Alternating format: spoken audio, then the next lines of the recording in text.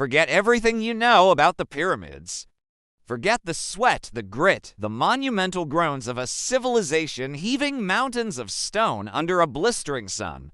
Erase the images of whips and ramps, of thousands of laborers straining sinew and bone to quarry, transport, and place multi-ton blocks with impossible precision. That's the story we're told, the one etched in stone and history. But what if the etching was done on plastic? Imagine, for a moment, a different sound echoing across the Giza Plateau. Not the grating of limestone or the crack of a foreman's call, but a gentle click, a cascade of soft, plastic rustling.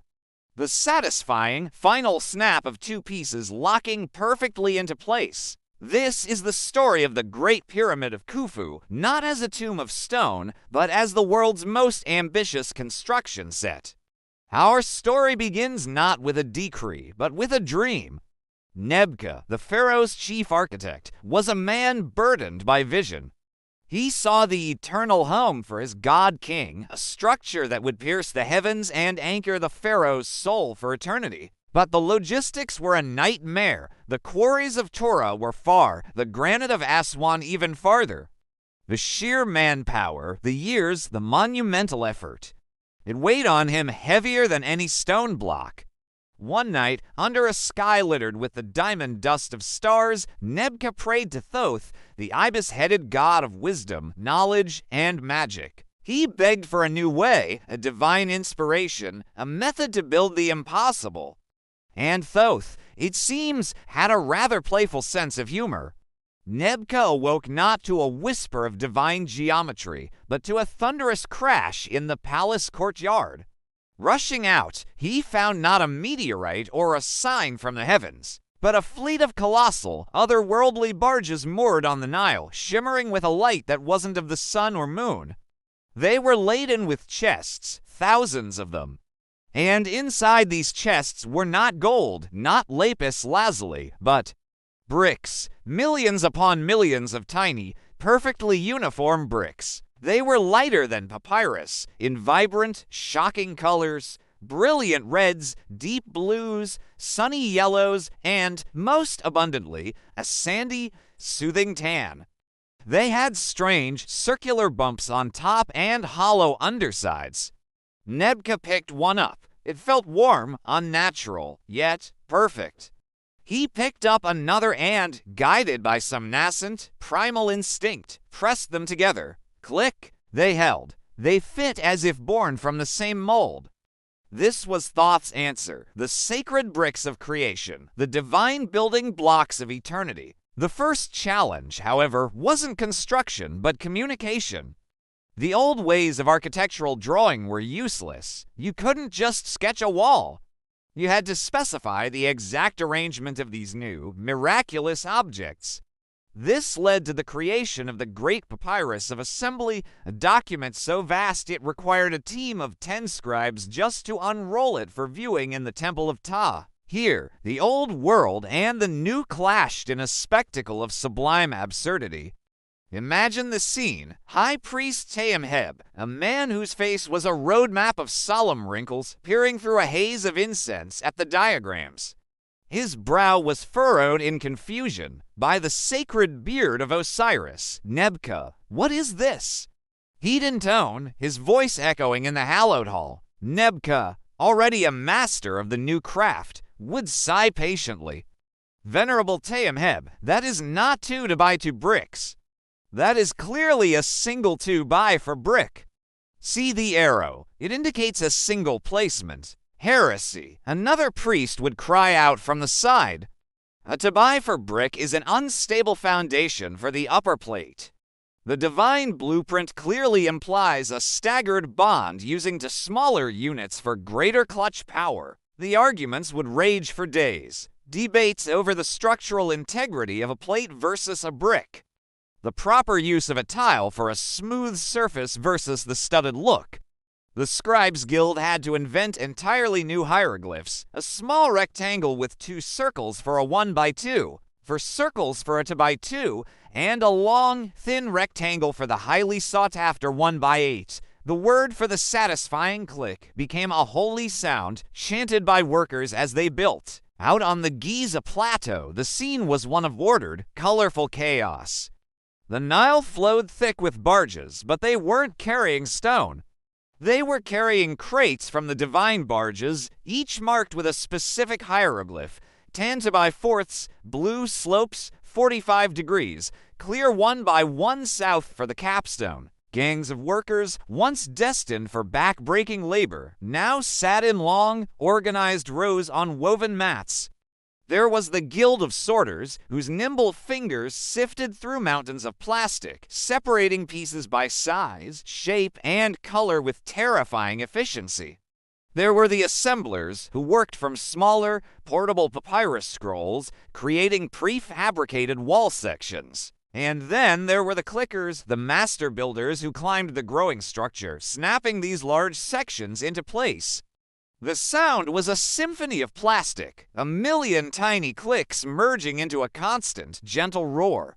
The pyramid rose with breathtaking speed, a meter a day, then 2. The sheer, smooth, slightly glossy walls of tan plastic ascended into the blue sky, looking less like a mountain and more like a perfect, divine toy. Of course, with new technology come new problems. The most infamous of these occurred during the first royal inspection. Pharaoh Khufu himself, a living god on earth, came to see the progress.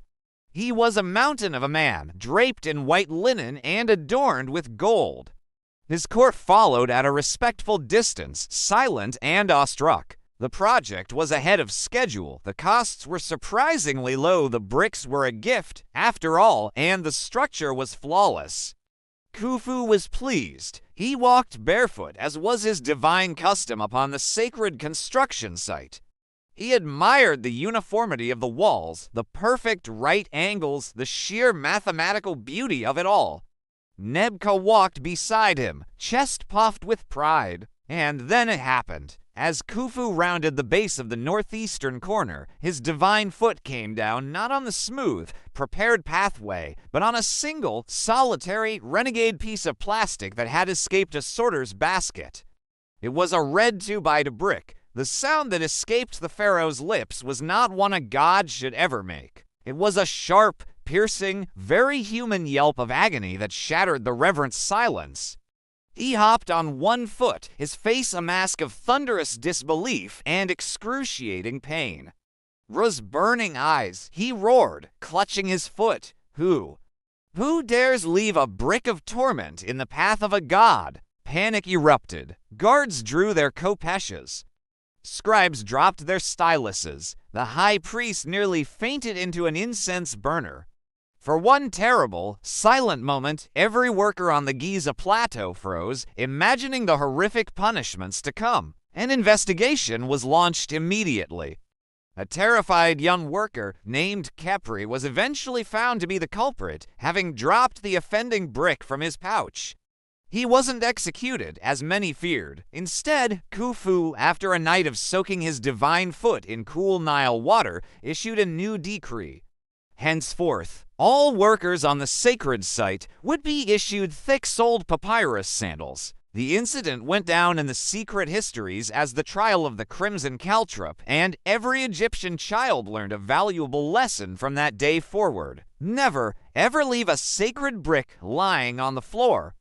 It was a pain that could humble even a god. The Crimson Caltrop incident solidified Nebka's reputation, but also introduced a new layer of obsessive-compulsive rigor to the project. The pharaoh's decree led to the formation of the Office of Final Placement Purity, an elite squad of inspectors armed with bronze tweezers and magnifying lenses made of polished quartz now patrolled the base of the pyramid.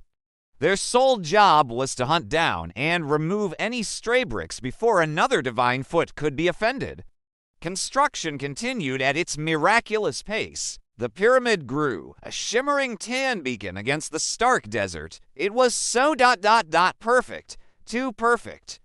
The seamless joints, the uniform color, the glossy sheen under the sun, it was undeniably a work of divine geometry, but some found it lacked a certain Soul, the soul that comes from imperfection, from the subtle variations in hand-cut stone. One of these souls was a young builder named Back. He was a member of an assembler gang responsible for creating the large 10 by 10 stud wall panels. Back was a dreamer, an artist at heart. While his colleagues saw a pile of tan bricks, Back saw the full spectrum of Thoth's gift. He saw the vibrant reds of the sunset, the deep blues of the Nile at dusk, the brilliant greens of the reeds. To him, using only tan bricks felt like a priest being given 100 prayers to chant, but only ever reciting one.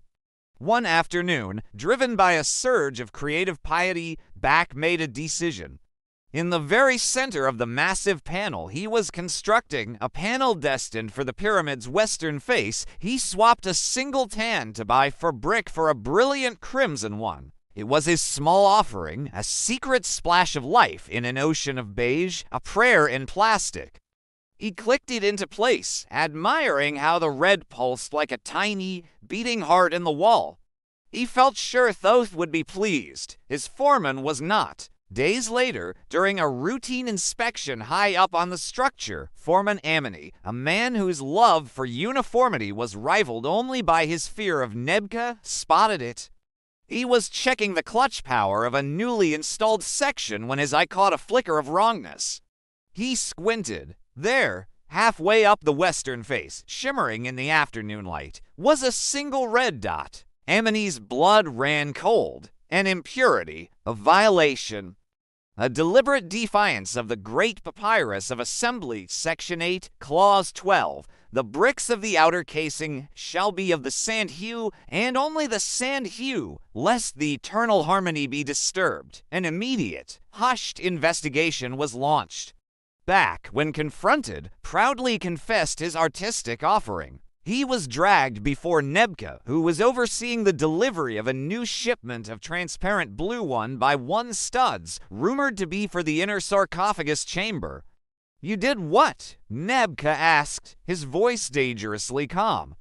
"I gave the wall a heart, great architect," Back explained, his eyes shining with artistic fervor, "a drop of the sun's own fire to honor Ra as he sets in the west." Nebka stared at him for a long, silent moment. He wasn't angry. He was weary.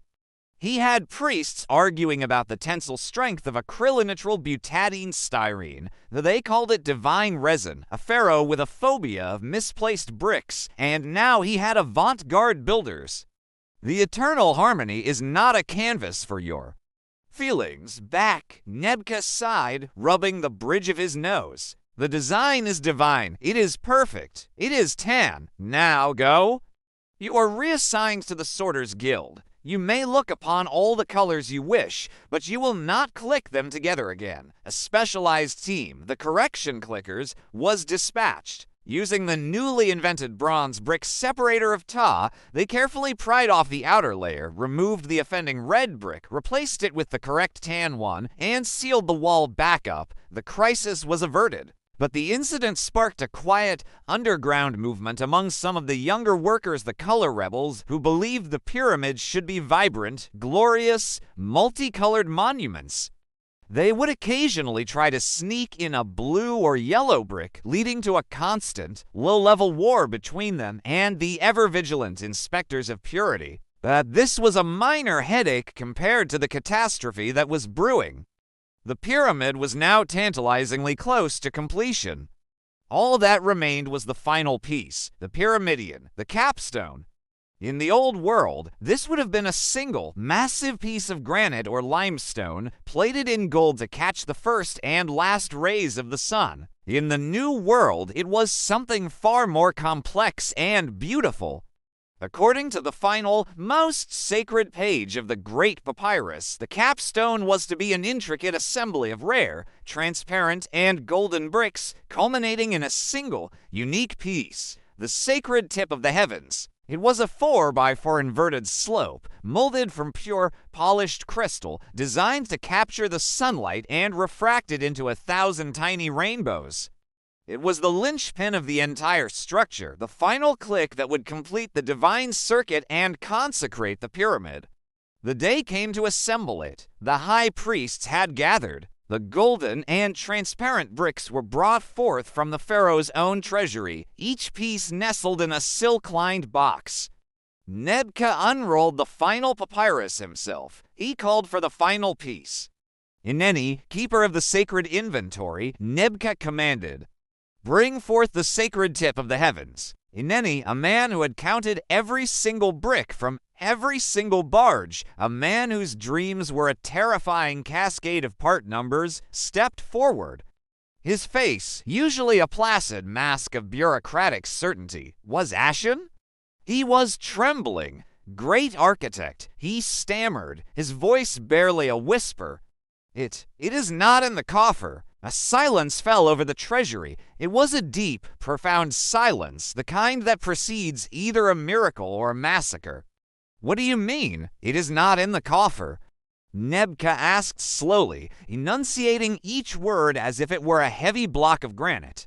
"We have checked the manifest. We have recounted every crate. We have cross-referenced the glyphs from the divine barges," Ineni wailed, finally breaking down. "The manifest says one sacred crystal tip was delivered. But the box is empty. The piece is gone. Panic. Pure, unadulterated, empire-wide panic. The pyramid was 99.9% complete, a masterpiece of planning and execution, and it was all meaningless without the final piece. An entire nation had spent years clicking together millions of bricks, only to be thwarted by the one piece they couldn't replace. The search that followed was the most frantic in Egyptian history.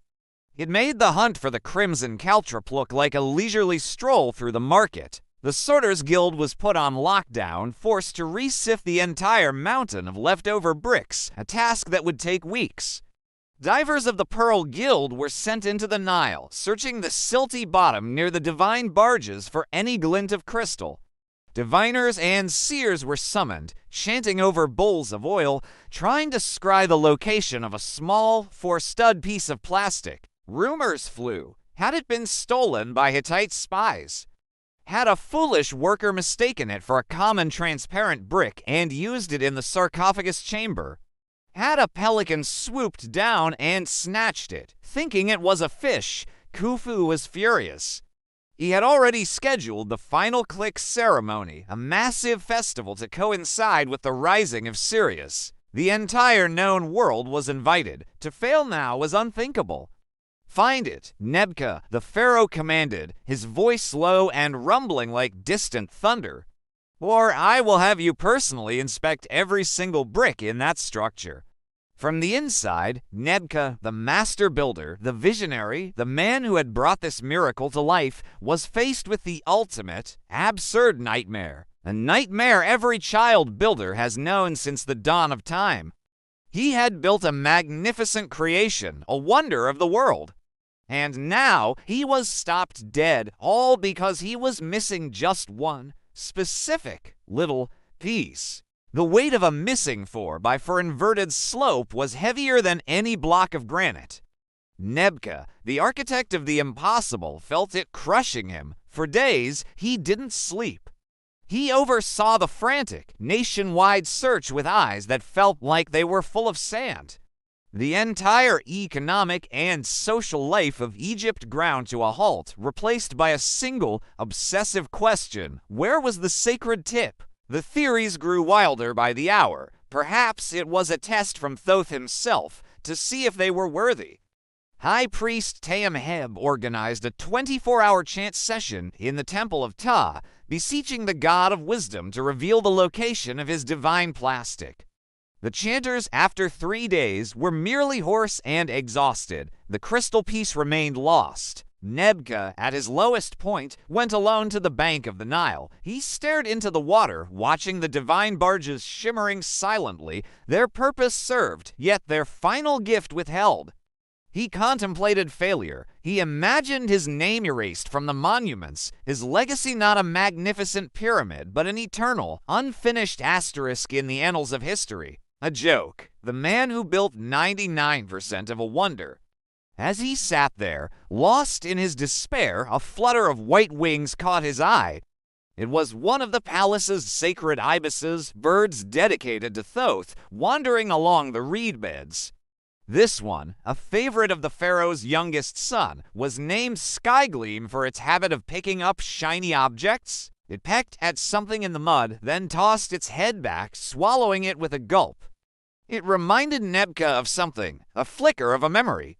A scribe, during the initial frantic search of the palace grounds, had mentioned that Skygleam's nesting place high in the palace aviary was cluttered with shiny refuse. At the time, it had been dismissed as irrelevant, but now, a desperate, wild hope ignited in Nebka's chest. It was absurd. It was undignified. It was, quite possibly, his only chance. He ran. Not with the measured gait of a high architect, but with the frantic sprint of a man chasing his last hope. He burst into the palace, past stunned guards, and up the winding stairs to the royal aviary, a lush, open-air garden on the roof. There, nestled amongst palm fronds, was Skygleam's nest.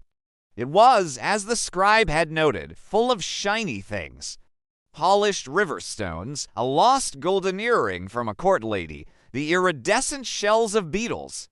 And there, nestled amongst the twigs and dried leaves, half-caked in mud, was a small, translucent object that caught the light with an unmistakable geometric perfection. The sacred tip of the heavens. Nebka let out a cry that was half sob, half laugh. He gently plucked the piece from the nest. An ibis, a sacred bird of Thoth, had stolen the god's own divine element, probably thinking it was a particularly interesting-looking bit of glass. The irony was so thick, Nebka felt he could have built another pyramid out of it. The news spread through the capital like a flash flood. The chanting stopped, the sifting ceased. A collective sigh of relief washed over the kingdom. The final click ceremony was back on. The day of the ceremony was perfect. The sky was a flawless, cloudless blue. A massive crowd, hundreds of thousands strong, gathered at the base of the pyramid. Ambassadors from Nubia, Crete, and Mesopotamia stood beside Egyptian nobles, all craning their necks to see the gleaming tan structure that had risen from the desert floor like a mirage-made solid. Pharaoh Khufu, dressed in ceremonial gold, stood beside Nebka at the pyramid's base. The sacred tip, now cleaned and polished to a divine sparkle, rested on a cushion of red silk. It was to be carried to the summit by Nebka himself. The ascent was long and arduous. Up the temporary scaffolding that clung to the pyramid's side, Nebka climbed, the crystal piece held securely in a leather pouch. The wind whipped at him, but his feet were sure. This was the culmination of his life's work. Finally, he stood on the top platform, a flat square of tan plastic under the immense dome of the sky. He knelt. He took the sacred tip from its pouch. He held it up for the crowd to see, and a tiny glint of reflected sunlight flashed over the masses, earning a gasp of awe. He looked at the four waiting studs on the central plate, the final empty space in the grand design. He oriented the piece, took a breath, and pressed down. Click. The sound was small, insignificant on its own. But in the dead silence of the anticipating crowd, amplified by the sheer faces of the pyramid, and the power of a shared historical moment, it was everything. It was the sound of completion, the sound of eternity locking into place. As the piece snapped home, the sun's rays caught the crystal. A brilliant, pure white light shot up from the apex, and as it passed through the perfectly molded facets, it shattered into a cascade of rainbows that danced over the pyramid's smooth, plastic sides. The crowd roared. It was a sound of pure, unadulterated triumph. The Great Pyramid of Khufu was complete, and so it stood for 1,000 years. For 2,000, for 4,500 years. It did not erode. The wind and sand of the desert, which wore down mountains and ground stone to dust, merely polished its plastic surface to a brighter sheen. Its color faded only slightly from a vibrant santan to a slightly more vintage, sun-bleached beige. Tomb robbers, used to chipping away at mortar and prying loose stone blocks, were utterly baffled. The walls were a single, seamless, impossibly strong surface. They couldn't find a purchase, a crack, a joint to exploit. The tomb of Khufu remained perfectly sealed, its plastic treasures undisturbed. And what of the story? The tale of the divine barges and sacred bricks became legend, then myth. Later historians, dismissing the myth as a primitive allegory, would propose their own theories. Ramps made of hardened sand, giant kites, lost ancient technologies. They praised the incredible precision of the builders, never suspecting that the precision wasn't in the cutting, but in the molding. Now, jump with us, 4,500 years into the future. A silent, hovering tour bus whispers to a stop near the Giza Plateau. The doors hiss open and a group of tourists from the 21st century spill out, cameras and smartphones already aloft. They stare, mouths agape, at the sight before them. The pyramids of Giza, they look exactly like the pictures. No, better, sharper. The lines are perfect, the surfaces impossibly smooth. Their guide, a local man named Ali with a wry smile, begins his well-practiced speech. Welcome, ladies and gentlemen, to the last remaining wonder of the ancient world, built over 4,500 years ago for the great pharaoh Khufu. You will notice the incredible precision, a feat that continues to baffle engineers to this day. A woman in the group, an architect from Germany, squints. The joints? There are no joints. How is it bonded? It looks like one single piece, a mystery of the ancients, Ali says with a theatrical shrug. A young boy, no older than 10, tugs on his father's sleeve. He's been staring intently at the base of the pyramid, where a section of the outer casing has been cordoned off for study. Dad, the boy whispers, loud enough for those nearby to hear. It looks just like my Legos. His father chuckles. Well, I guess that's where they got the idea, son, but a tech blogger from California, armed with a powerful telephoto lens, is zooming in on that same section. He's trying to capture the texture of the material. He focuses, adjusts, and then freezes. He zooms in further, his screen pixelating slightly. There, on the top surface of one of the exposed foundational bricks, are four perfectly circular bumps. And on one of those bumps, so small it would be invisible to the naked eye from this distance, is a tiny, molded inscription. It's not hieroglyphics. It's a stylized logo, the unmistakable silhouette of an ibis head. The blogger lowers his camera, a look of profound, bewildered shock on his face. He looks from his screen to the colossal, perfect, plastic pyramid and then back to his screen. All he can manage to say, to no one in particular, is a single whispered word. No way.